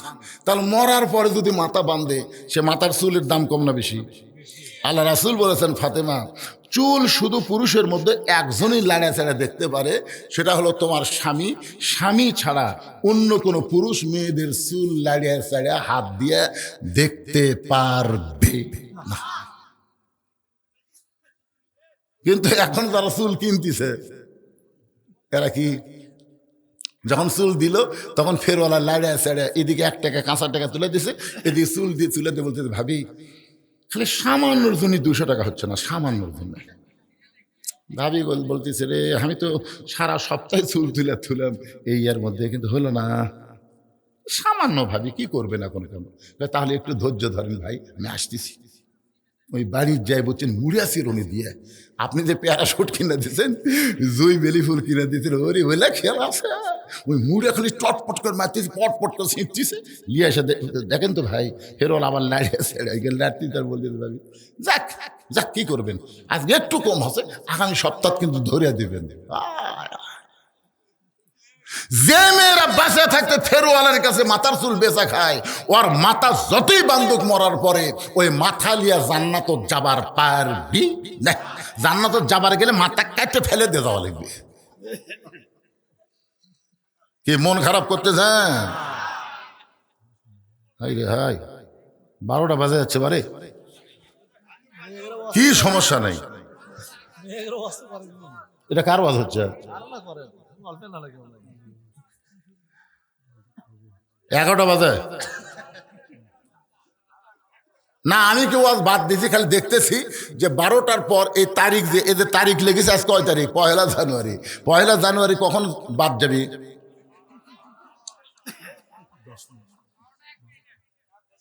একটু মনোযোগ দেশ, উঠা বসা করেন কেন বাড়ি, কেবল মা বোনদের ওয়াজ হচ্ছে, আমার মায়েরা খালি কলজা হয়ে শুনতেছে। ও সেটা লেখা নাই, ওটা সেটা আমি লেখা দিয়ে তখন অসুবিধা নেই। বাবা সবাই বসেন বসেন, ওটা বসা করবেন না, বিরক্ত হবেন না, একটু মনোযোগ দিয়ে শোনেন। আল্লাহ রাসূল বললেন, ফাতেমা মাথায় হাত দিয়ে বললেন, আল্লাহ পর্দাকে কবুল করে নাও। এই দোয়া করার পরে যখন নবী চলে গেলেন, ফাতেমা পর্দার মধ্যে নিজকে এমন ভাবে ঢুকাইলেন, কিছুদিন পরে আল্লাহ তাআলা আল্লাহ নবীকে জানাই দিলেন, ওগো নবী, আপনার ফাতেমা পর্দা গ্রহণ করার পরে আমি আল্লাহ ফাতেমাকে কবুল করেছি। ফাতেমাকে কবুল করার কারণে আমি আল্লাহ একটা ফাতেমাকে ডিগ্রি দিলাম, সেই ডিগ্রিটা হলো খাতুনে জান্নাত, ফাতেমা তো জোহরা। ফাতেমা জান্নাতি নারীদের নেত্রী হবে। এই যে কিছু কিছু বাচ্চারা বাইরে চিল্লাচিল্লি করতেছে, কিছু কিছু বাচ্চারা দেখেন, আচ্ছা এরা কি মাটি ফেটে বাড়াছে না এর কেউ না কেউ জন্ম দিছে? কথা বল না কেন পারে, এরা কি মাটি ফেটে বাড়াছে? সন্ধ্যার সময় আপনার বউ দেখবেন ঘোড়া, আমার বউ আছে, আমার বউ সন্ধ্যার সময় মুরগির ঘোড়া দেখে, প্রতিদিন লাইট লেজে দেখে। আমি কি দেখো গো, যে মুরগি হাঁস ঠিক মতো উঠলো কিনা, সন্ধ্যার সময় মুরগি হাঁস ঠিক মতো উঠলো কিনা, মেয়ে ঠিকই দেখতেছে। মরদ মানুষ সন্ধ্যার সময় গরু ছাগল ঠিক মতো গোয়াল ঘর উঠলো কিনা ঠিকই দেখতেছে, কিন্তু রাত 10টা বাজা গেল ওর পাটাকুটি। তুমি মুরগি হাঁসের খোঁজ করো, গরু ছাগলের খোঁজ করো, তোমার ছেলে কোন জায়গায় তুমি খোঁজ করবা না? সন্ধ্যার সময় যদি বাপ মা খোঁজ করতো, আজকে এরা এত রাত্রে ওখানে চিল্লাচিল্লি করতো না। ধরে কোন কথা কন না কেন ভাই জান, এরা মাটি ফেটা বাড়াই নাই, এই যে জন্ম দিছে দোয়া দরুদ ছাড়া মুরগির মতো লাভ দিয়ে উঠছেন। কি রে এলা মাল হসে এত রাত্রে যারা বাড়া চিল্লে, আরে কি মাহফিল কমিটির উচিত হলো মাহফিলের মেলা যদি করবার চান কমপক্ষে হাফ কিলো দূরে যান। কিসের মেলা রে? যে যারা মেলা বিক্রি করতেছে এরা কি মুসলমানের বাচ্চা না? আজকে কোরআনের মাহফিলকে বাইপাস করে মেলা বেচা কেনা করো, এই টাকা খাও, পেটের মধ্যে ভাসি হবি, লাখ টাকা খরচ করলে অসুখ ভালো হবি না। কি কথা রে বারে, শোনেন, আমি গোটা বাংলাদেশ ওয়াজ করি, কিন্তু বগুড়ার মধ্যে দাওয়াত কম লিছি। হাসিনার আমলে তখন বগুড়া ঢুকপারই দেয়নি, এখন একটু মোটামুটি ওয়াজ করতেছি, কিন্তু এরকম বিরক্ত করলে হবি না তো। কে মন খারাপ করতেছেন? আপনাকে কিছু বলতে না, বাড়িয়া তারা সুবহানাল্লাহ।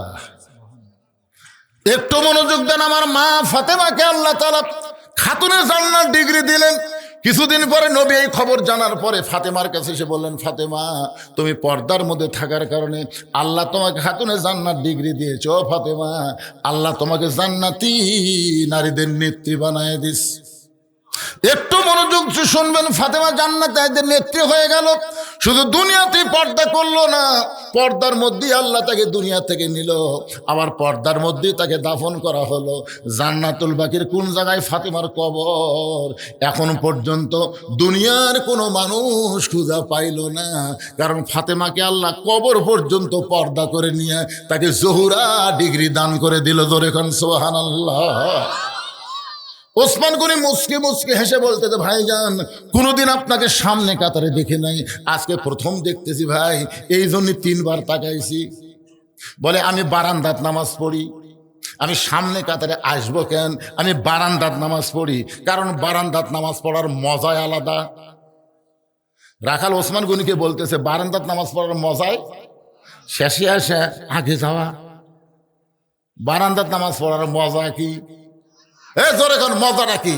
শেষে আসা আগে যাওয়া। দেখবেন অনেক মুসল্লি ইচ্ছা করে ভিতরে ঢোকে না, ওরা বারান্দাত শেষে আসবি আগে যাবে।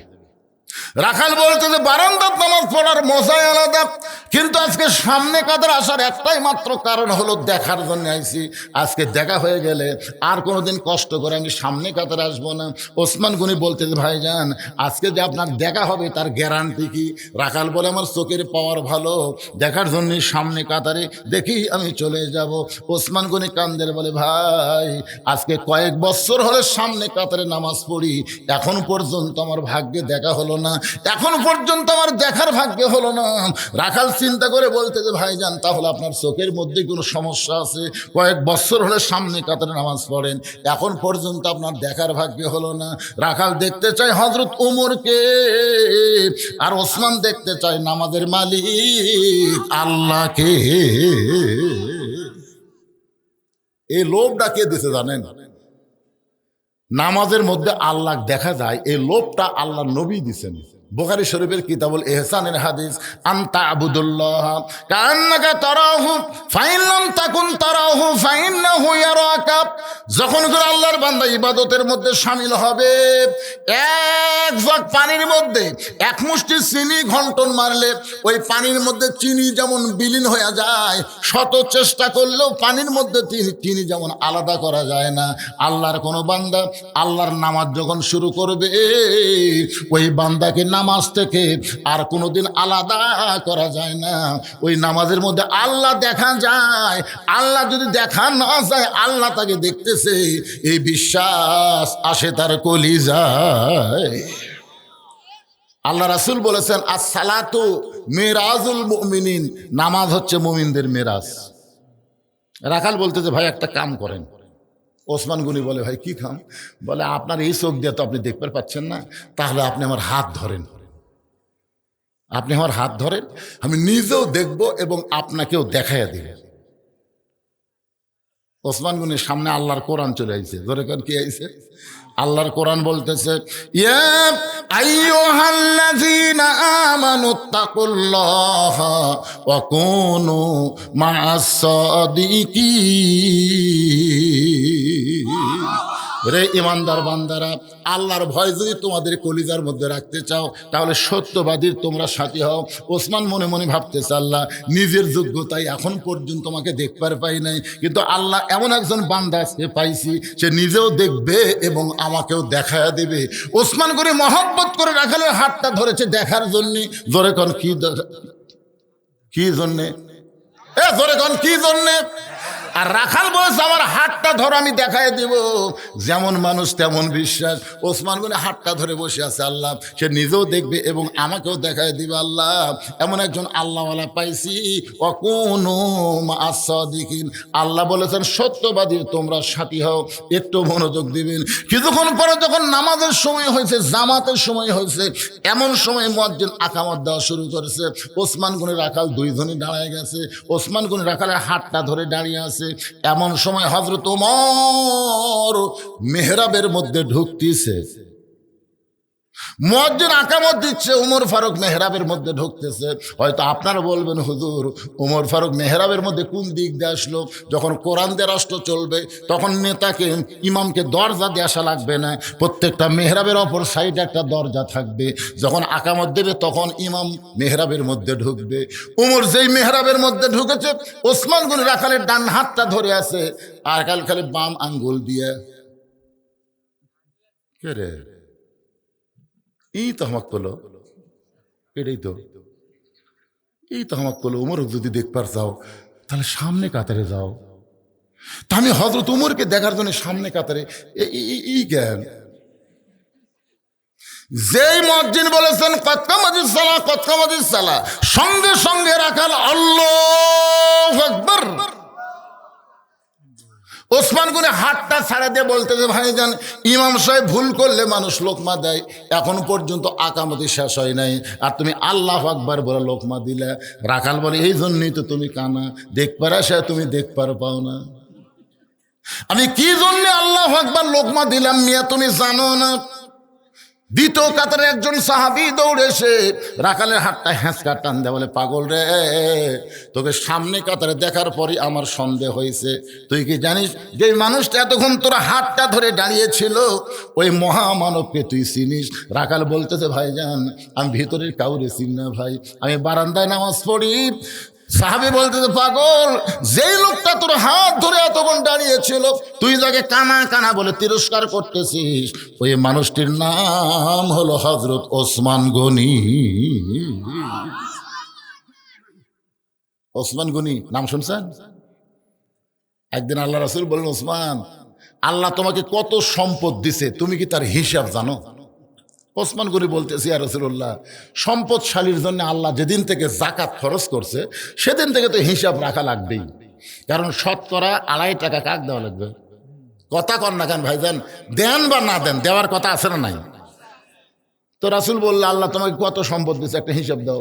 ওসমান গনি বলতেছে ইয়া রাসূলুল্লাহ আল্লাহ আমাকে যত সম্পদ দিছে সমস্ত সম্পদ গুদামে রাখে, ওই গুদামে তালা দিয়ে ওই গুদামের চাবি টানতে একটা উট হিমশিম খায়। সুবহানাল্লাহ কয় না? মানে হিসাব করেন আপনারা, যত সম্পদ আল্লাহ দিছে ওই সম্পদ গুদামে রাখে। কতগুলো গুদাম সে গুদামের হিসাব নাই, গুদামে রাখে, গুদামে তালা দিয়া ওই তালার চাবি এত এত শ্রেণী টানতে একটা উট হিমশিম খায়। আল্লাহ রাসূল ওসমান আল্লাহ যদি সমস্ত সম্পদ ফেরত চাই তুমি কি দিবা? যেই বলেছে ওসমান আল্লাহ দেওয়া সম্পদ আল্লাহ যদি ফেরত চাই তুমি কি দিবা? সঙ্গে সঙ্গে ওসমান গনি মারছে দৌড়। সাহাবারা বলতেছে রাসূলুল্লাহ, ওসমান গনি দৌড় দিল। রাসূল বললেন ধৈর্য ধরো। কিছুক্ষণ পরে দেখতে পাই যেই উটটা চাবি বহন করে ওই উটটা রশি ধরে ধরে নবীর কানে বলতেছে রাসূলুল্লাহ সমস্ত গুদামের মাল সহ তালা সহ চাবি বহনকারী উটটাও পর্যন্ত আমি আল্লাহরে দিয়া দিলাম। আল্লাহ রাসূল কান্দার ওসমান সবই যদি আল্লাহকে দিলাম তাহলে তোমার জন্য কি রাখলাম? ওসমান গনি বলতেছে ইয়া রাসূলুল্লাহ একজন মুসলমানের জন্য আল্লাহ রাসূল থাকলে যথেষ্ট, আর কোনো কিছুর দরকার নেই। কারণ আজকে আমি আছি আগামীকাল থাকবো না, তাহলে যেইটা আমার জন্য লাভ সেইটা আমি করতে চাই। ভাইজান একটু খেয়াল করবেন, নবী কান্দের বলে আল্লাহ ওসমানকে দেওয়ার মতন আমার কিছুই নাই, আপনি কি দিবেন এখন বলেন? আল্লাহ বলেন হাবিব আমার গানি ডিগ্রি আমি ওসমান রে দিয়া দিলাম। ওসমান গনি বলতেছে রাখাল ভাই তোমার হাতটা ধরে আমি দাঁড়িয়েছিলাম, ইমাম সাহেব ভুল করলে মানুষ লোকমা দেয়, আর তুমি মুয়াজ্জিন সাহেবের আকামত শেষই হয় নাই তুমি আল্লাহু আকবার লোকমা দিলা। রাখাল বলতেছে এই কারণেই লোকমা দিলাম, কারণ যেই লোকটা আমাকে বলল সামনে কাতারে নামাজ পড়লে ওমরকে দেখতে পাবা, সেই প্রতীককে আমি মেহরাবের মধ্যে দেখতে পাই। এখন তোমরাই বলো উমরের জায়গায় যদি ওই প্রতীককে আমি দেখতে পাই তার লোকমা দেওয়া ছাড়া তো আমার উপায় নাই। আমি আল্লাহু আকবার লোকমা দিয়া ওই প্রতীককে মেহরাব থেকে সরাই দিব, ওই জায়গায় হযরত ওমরকে আমি এক নজর দেখতে চাই। হাজার হাজার সাহাবী মসজিদের মধ্যে কাঁদতেছে। সবাই যখন কান্দে রাখাল চিল্লায় বলে বারান্দায় নামাজ পড়া ভালো, এই ভিতরে কেন কান্দা কান্দি শুরু হয়ে গেল? ওসমান গনি বলে রাখাল ভাই, ভিতরে কান্দার কারণ হলো তুমি যারা পথিক পথিক বলতেছ তিনি হলেন হযরত ওমর। গাছের গোড়া কাটলে গাছটা যেমন পড়ে যায়, রাখাল তেমনি মেহরাবের মধ্যে পড়ে গিয়ে কাটা মুরগির মতন ছটফট করে বলতেছে, ইয়া আমির আল মুমিনিন, আমি আপনাকে তওবা পড়াইছি। ইয়া আমির আল মুমিনিন, আমি আপনাকে মুনাফিক কইছি। ইয়া আমির আল মুমিনিন, আপনাকে আমি ভণ্ড কইছি। এত কথা বলেছি গো আমির, কদম রাখালকে আপনি কিছুই বলেন নাই। সমস্ত সাহাবীরা চিল্লায় বলে, কে রে, এই কে রে, কারে তওবা পড়াইছে, কারে মুনাফিক কইছে, কারে ভণ্ড কইছে? সমস্ত সাহাবীরা যখন চিল্লায় এমন কথা বলতেছে, কারণ যে রাস্তাতে ওমর গেলে শয়তান 40 দিন যায় না। রাসূল বলেছেন আমার পরে কেউ যদি নবী হতো লাউ কানা ওমর, আল্লাহ ওমরকে নবী বানাই দিত। সে ওমরকে তওবা পড়ানোর কথা কে বলে? কে মুনাফিকের কথা বলে? কে ভণ্ডের কথা বলে? কে রে? সবাই যখন চিল্লায় উঠছে এমন সময় উমর ফারুক বললেন, আতিউল্লাহ ওয়া আতিউর রাসূল ওয়া উলিল আমরি মিনকুম, আল্লাহর আনুগত্য করো, নবীর অনুসরণ করো। আমি যদি তোমাদের আমির হই তোমরা কি আমাকে মানো? সমস্ত সাহাবী বলতেছে একবার না 1000 বার আপনাকে মানি।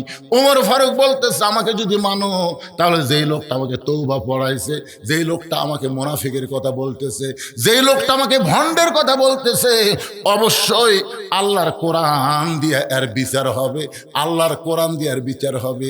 এই বিচার কি তোমরা দেখতে চাও? সমস্ত সাহাবী হাত তুলে বললেন, ইয়া আমির আল মুমিনিন, আল্লাহর কোরআনের বিচার আমরা দেখতে চাই। আপনাকে কেমনে তওবা পড়াইলো, আপনারে কেন মুনাফিক কয়, আপনারে কেন ভণ্ড কয়, আল্লাহর কোরআনের বিচার আমরা দেখতে চাই। ওমর ফারুক বললেন, এই বিচারটা দেখবা ফজরের নামাজের আগে না পরে। এই বিচারটা তোমরা কখন দেখবা? ফজরের নামাজের আগে দেখবা না পরে দেখবা? সমস্ত সাহাবীরা বলতেছে আমির আল মুমিনিন, আকামত যখন হয়ে গেছে তাহলে আগে নামাজ তারপরে বিচার দেখব। ওমর ফারুক বললেন, কারা কারা বিচার দেখবা? সমস্ত সাহাবীরা হাত তুলে বললেন, আল্লাহর কোরআনের বিচার আমরা দেখতে চাই। একটা রাখাল হয়ে আপনাকে তওবা পড়ালো কেমনে, আপনাকে মুনাফিক কেমনে কয়, ভণ্ড কেমনে কয়? ওমর ফারুক বললেন, তাহলে ফজরের 2 রাকাত নামাজ পড়ানোর পরে আমি তোমাদেরকে দেখাবো।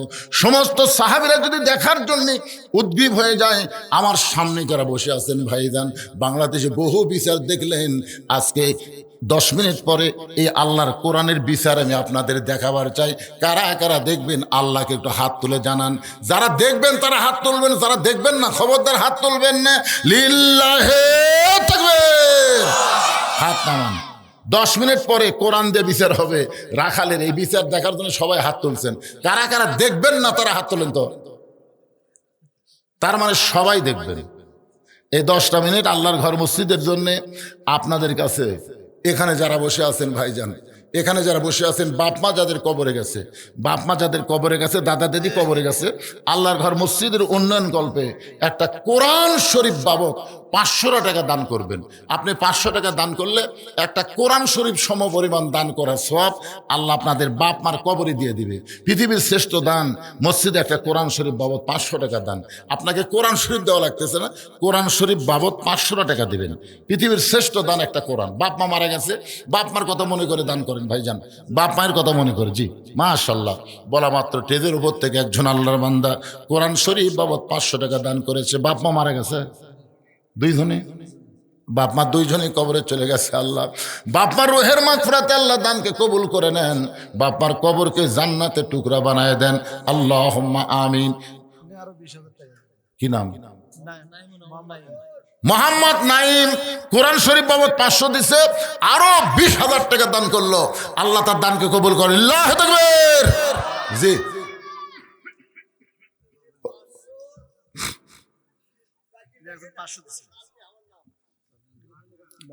বাড়ি এই গ্রামে।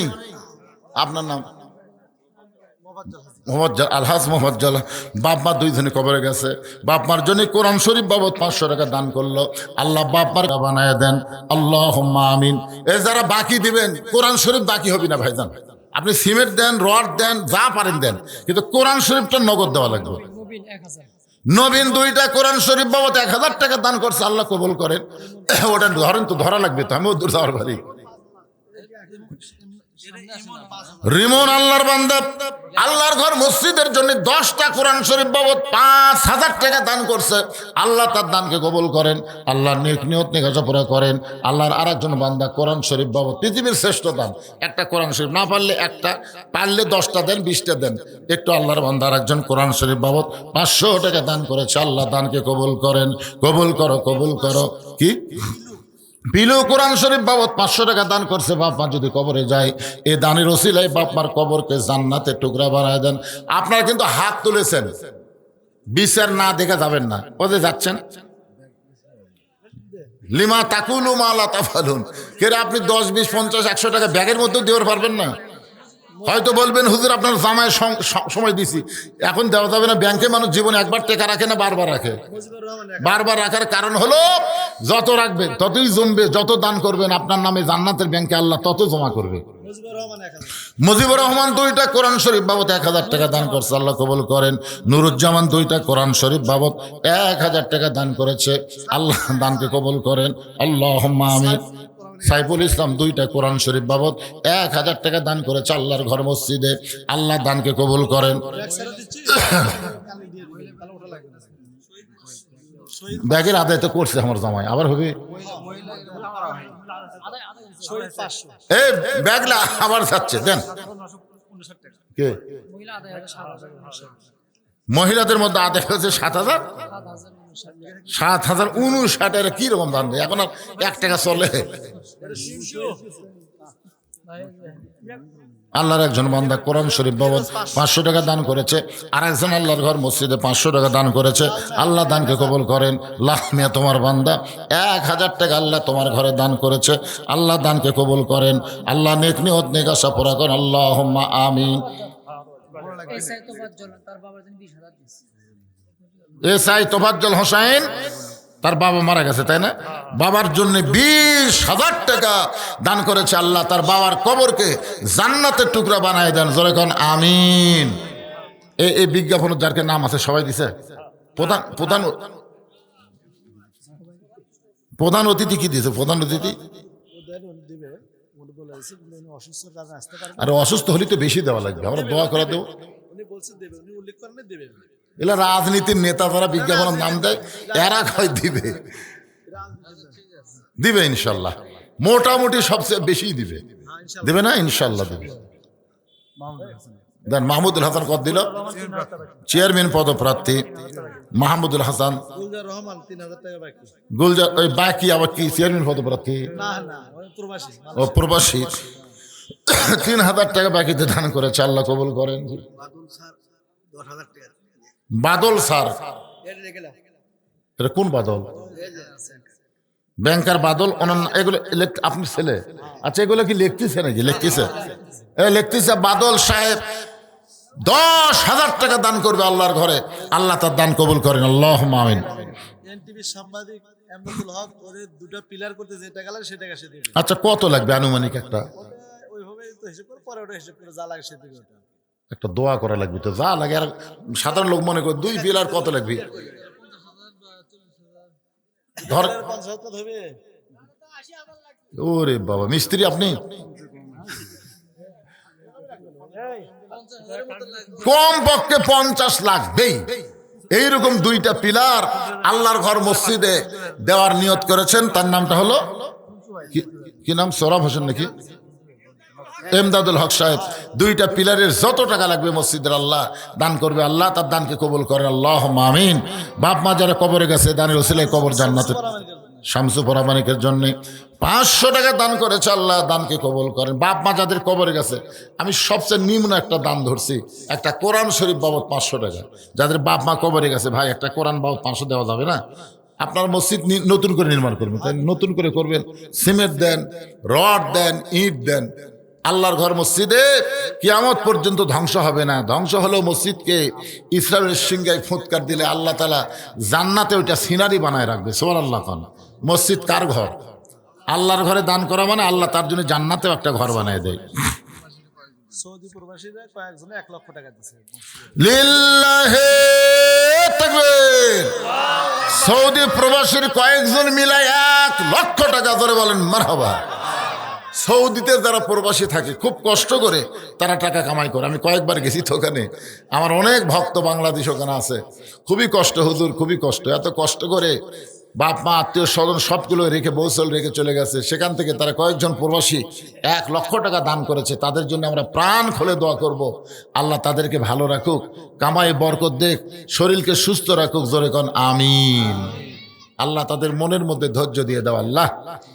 আরো প্রবাসী যারা দান করতেছে আল্লাহ, প্রবাসী এ যে আমার বাপ জানো তো প্রবাসে থাকে, উনি খুব মোটামুটি একটা ভালো অবস্থায় আছে, ওনার কষ্ট নাই, যখন খুশি আসে যখন খুশি যায়।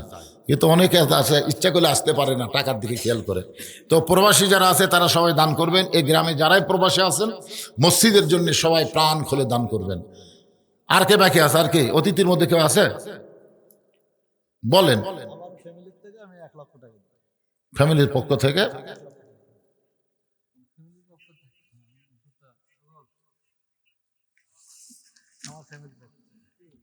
খোরশেদ আলম, এটা কি? হ্যাঁ, খোরশেদ আলম পিন্টু সাহেবের পরিবারের ফ্যামিলির পক্ষ থেকে 1,00,000 টাকা। ধরে বলেন মারহাবা। আল্লাহ তার এই বিশাল দানকে কবুল করেন। আবার যখন যা লাগবে দান করবি ইনশাল্লাহ। যারা দেয় তারাই দেয়, বোঝেন না কেন? যারা দেয়। হ্যাঁ, লিটন সরকার 500 টাকা দান করেছে। আল্লাহ লিটন সরকার দানকে আল্লাহ আপনি কবুল করেন, আল্লাহুম্মা আমিন। এখানে যে মোহাম্মদ, আচ্ছা সবাই তো দিল তাই না? পেস্তাও দিছে। সোহরাব হোসেন সজল দিছে। তো সোহরাব হোসেন সজল সাহেব দেরি করতেছেন কেন? কোনটা কত? 500। সোহরাব হোসেন সজল সাহেব 5,000 টাকা দান করবে। আল্লাহ তার দান কবুল করুক। জোরে কোন আমিন। ইনশাল্লাহ মসজিদের কাজ শুরু করবেন। পৃথিবীর আল্লাহর ঘর তৈরি শুরু করছে, তৈরি শেষ হয়নি, এরকম দেখছেন আপনারা? শুরু করলে ইনশাল্লাহ দেখবেন হয়ে যাবে। আপনাদের মনে করেন না যে টাকা হয়নি টাকা হয়নি এখন শুরু করবো না, এটা কিন্তু শয়তানের ধোকা। টাকা হয়নি তার মানে শয়তান ধোকা দিয়েছে, টাকারও লাড়াছাড়া খা। লাড়াছাড়া খাওয়ার চেষ্টা করবেন না। যে টাকা হয়েছে এইটা দিয়ে শুরু করবেন, খালি করেই দেখেন কে দিবে। অনেক লোক আছে তারা গোপনে দান করতে স্বাচ্ছন্দ্য বোধ করে, প্রকাশ্যে দিতে তাদের শরম লাগে। এরকম কিছু লোক আছে না নাই? পৃথিবীর যত বড় বড় কাজ হয়েছে এগুলো কাজ কিন্তু প্রকাশ্যে দানে হয়নি, গোপন দানই বেশি হয়েছে। ইনশাল্লাহ মসজিদ হয়ে যাবে, মসজিদ আপনারা শুরু করবেন। এখন আসেন একটু জিকির করেন। জি প্রিন্স 5 বস্তা সিমেন্ট দান করবে। আল্লাহ প্রিন্সের দানকে আল্লাহ কবুল করেন, আল্লাহুম্মা আমিন। একটু জিকির করেন, লা ইলাহা ইল্লাল্লাহ, লা ইলাহা ইল্লাল্লাহ, লা ইলাহা ইল্লাল্লাহু মুহাম্মাদুর রাসূলুল্লাহ সাল্লাল্লাহু আলাইহি সাল্লাম। ফজরের নামাজ শেষ, প্রত্যেকটা সাহাবী তাকায় আছে। যে উমর রাস্তা দিয়ে গেলে শয়তান 40 দিন যায় না, সেই উমর বিচার করবে রাখালের। যে রাখাল তাকে তওবা পড়াইছে, মুনাফিক কইছে, ভণ্ড কইছে। এখন আপনাদের কাছে আমার প্রশ্ন হলো, উমর যখন সাহাবী ছিল তখন সবচাইতে গরম ছিল। যেদিন থেকে হযরত উমর মদিনার খলিফা হয়েছে সেদিন থেকে উমরের চাইতে নরম মানুষ আর কেউ নাই। সুবহানাল্লাহ কর না কেন? দায়িত্ব পাওয়ার পরে ভালো হয় রে। আর আমাদের বাংলাদেশের দায়িত্ব পাওয়ার আগেই ভালো। গরিবের বন্ধু, সমাজ সেবক, জনদরদি। হায় হায়, আমার কাহালু নন্দীগ্রামের এক নেতা গাড়ির থেকে নামছে, গাড়ি ব্রেক করে নামে ফকিরক সালাম দিছে। সালাম আলাইকুম চাচা, কেমন আছেন? ফকির খালি চারিদিকে মাথা ঘুরাই। নেতা বলে, চাচা কি দেখেন? বলে, কাক সালাম দিলা? কা আপনাকে দিলাম, আমি ভিক্ষা করে খাই। ভোটের আগে আপনিও তো হামু হতে। এই রে নেতা ভাই, আহ কি চরিত্র রে! ভোটের আগে এত ভালো, যাকে পায় তাকেই সালাম দেয়, জানেন? কিন্তু যেই ভোট পায় নেতা হয়ে যায়, আর নেতা এলাকা থাকে না, নেতা থাকে ঢাকায়। মাঝে মধ্যে নেতা বেড়াবার আসে, সায়েন্সের অত্যাচারে একটা গরিব নেতার কাছে যাবার পারে না। জোরে কোন কথা ঠিক কি না? এরা কিন্তু নেতা না ভাই, এরা হলো বসন্তের কোকিল। আদর্শের নেতা হলে ওমর ফারুক আগে গরম ছিলেন, কিন্তু যেদিন থেকে মদিনার খেলাফতের দায়িত্ব পাইলেন সেদিন থেকে তার মতো নরম মানুষ কেউ নাই। এক টানে রাখালকে বুকের মধ্যে নিয়ে রাখালের কপালে চুমা খায়, রাখালকে বুকের মধ্যে নিয়ে রাখালের ঘাড়ে চুমা খায়। সমস্ত সাহাবীরা বলে আমিরুল মুমিনিন, যেই লোকটা আপনাকে তওবা পড়ানোর কথা বলতেছে, মুনাফিকের কথা বলতেছে, ভণ্ড হওয়ার কথা বলতেছে, এত বড় বড় কথা বলার পরে লোকটাকে বিচারের নামে আপনি বুকের মধ্যে নিয়ে কপালে চুমা খেয়ে আমাদের কি দেখাইলেন? ওমর ফারুক বলে, সাহাবীরা রে, রাখালের এত কথা হজম করার পিছনে একটাই মাত্র কারণ, আমি সেদিন রাখালকে দেখি নাই, রাখালের ভিতরে আমার আল্লাহর কোরআন দেখতে পাই। এই কোরআন শুধুমাত্র শোনার কোরআন না, এই কোরআন হলো বাস্তবে গ্রহণ করার নাম। এই জন্য ভাইদের আমরা সবাই বলবো, স্বাধীনতার পরে 54 বছর আমরা বহু দেখলাম, কিন্তু আগামীতে যে কোরআনের ওয়াজ শুনতেছে, এই কোরআন বাস্তবে বাংলার জমিনে একটু আমরা আমল করে দেখতে চাই। আল্লাহ যেন তৌফিক দেয়। সকলে বলে আল্লাহুম্মা আমিন। ইস্তিগফার পড়েন, আস্তাগফিরুল্লাহ রব্বি মিন কুল্লি জামবি ওয়া তুবু ইলাই, আস্তাগফিরুল্লাহ রব্বি মিন কুল্লি জামবি ওয়া তুবু ইলাই, লা হাওলা ওয়ালা কুওয়াতা ইল্লা বিল্লাহিল আলিয়্যিল আযীম। আল্লাহুম্মা আমিন। আল্লাহুম্মা আনতাস সালাম ওয়া মিনকাস সালাম, তাবারাকতা ইয়া যাল জালালি ওয়াল ইকরাম। আল্লাহ, তোমার বান্দারা কত কষ্ট করে মেহনত করে আজকের জান্নাতের বাগান লাগাইছে তোমার মসজিদকে সুন্দর করার জন্যে। আল্লাহ মেহেরবানি করে আজকের মাহফিল সকলের হেদায়েতের জন্যে, নাজাতের জন্যে, জান্নাতের জন্যে কবুল করো। এই মাহফিলের শুরু থেকে শেষ পর্যন্ত যত আলোচনা হয়েছে, এর মধ্যে যদি ভুল হয়, ত্রুটি হয়, মাফ করে দিও। এর যা হাদিয়া মঞ্জুর করো, সোনার মদিনায় নবী পাকের রওজা মুবারকে আল্লাহ কবুল করো। তামাম আম্বিয়াই কেরাম, আসহাবে কেরাম, তাবিনে কেরাম, তাবা তাবিনে কেরাম, তামাম পৃথিবীর মাটির নিচে যত মুমিন মুমিনা আছে আল্লাহ সকলের আরো আফরে হাদিয়া কবুল করো। ও দরদি আল্লাহ, আমরা যারা হাত তুলেছি, আমাদের মধ্যে জনম দুঃখনি মা যাদের কবরে গেছে, ছোট্ট একটা শব্দ মা, এই নামের মধ্যে কি মধু, যাদের মা নাই তারাই বুঝতেছে। এই দরদের মা যাদের কবরে গেল, মায়ের কবরকে আল্লাহ জান্নাতের টুকরা বানায় দাও। দরদের বাবা যাদের কবরে চলে গেছে, বাড়ি গাড়ি সহায় সম্পত্তি সব থুইয়া আমাদের সব দিয়ে এতিম হয়ে বাবা যাদের কবরে চলে গেল, আল্লাহ বাবার কবরকে জান্নাতের টুকরা বানায় দাও। আমাদের দাদা দাদি, নানা নানি, আত্মীয় স্বজন, শ্বশুর শাশুড়ি যাদের কবরে গেছে, আল্লাহ মাফ করে দাও। আয় আল্লাহ তাআলা, তোমার ঘর মসজিদকে কবুল করে নাও। তোমার মসজিদকে মহব্বত করে নগদে বাকিতে লক্ষ লক্ষ টাকা, এমনকি গামছার মধ্যে 10টা টাকা হলেও যারা দান করেছে, আল্লাহ সব দানগুলোকে জান্নাতের বিনিময়ে তুমি কবুল করো। আজকের মাহফিলের সম্মানিত সভাপতিকে আল্লাহ তুমি কবুল করো, সহসভাপতিকে আল্লাহ তুমি কবুল করো, প্রধান অতিথিকে আল্লাহ তুমি কবুল করো, বিশেষ অতিথিদের আল্লাহ কবুল করো। মসজিদ কমিটির সভাপতি, সহসভাপতি, সেক্রেটারি, ক্যাশিয়ার, মসজিদের খতিব, মসজিদের ইমাম, মসজিদের মুসল্লি, আল্লাহ সবাইকে তুমি কবুল করো। আমার সম্মানিত মা বোনেরা, পর্দার অন্তরালে বসে বসে ওয়াজ শুনেছে, আবেদা সালিহা পর্দা নিশে কবুল করে মা ফাতেমার চরিত্র দান করে দাও। আল্লাহ, আমি অসুস্থ, আজকের মাহফিলের প্রধান অতিথি অসুস্থ, আল্লাহ সবাইকে সুস্থতা দান করো। আল্লাহ কে কোন নিয়তে হাত তুলেছে, সকলের নেক নিয়ত, নেক আশাকে আল্লাহ তুমি কবুল করো। একটা মিনিট একটু নিজের দিকে তাকায় দেখেন, কত মানুষের জানাজার নামাজ আমরা পড়েছি, এই 2 হাত দিয়ে কত কবরে আমরা মাটি দিয়েছি। একদিন আমরা সবাই মরে যাব। যেদিন আমাদের মৃত্যু হবে, দিনটা যেন জুমার দিন হয়, মাসটা যেন রমজান মাস হয়। ইমানের সাথে, ইজ্জতের সাথে এই দুনিয়া থেকে বিদায় নেওয়ার সময় আমাদের জবানে জারি করে দিও, লা ইলাহা ইল্লাল্লাহু মুহাম্মাদুর রাসূলুল্লাহ সাল্লাল্লাহু আলাইহি ওয়াসাল্লাম। আসসালামু আলাইকুম ওয়া রাহমাতুল্লাহি ওয়া বারাকাতুহু।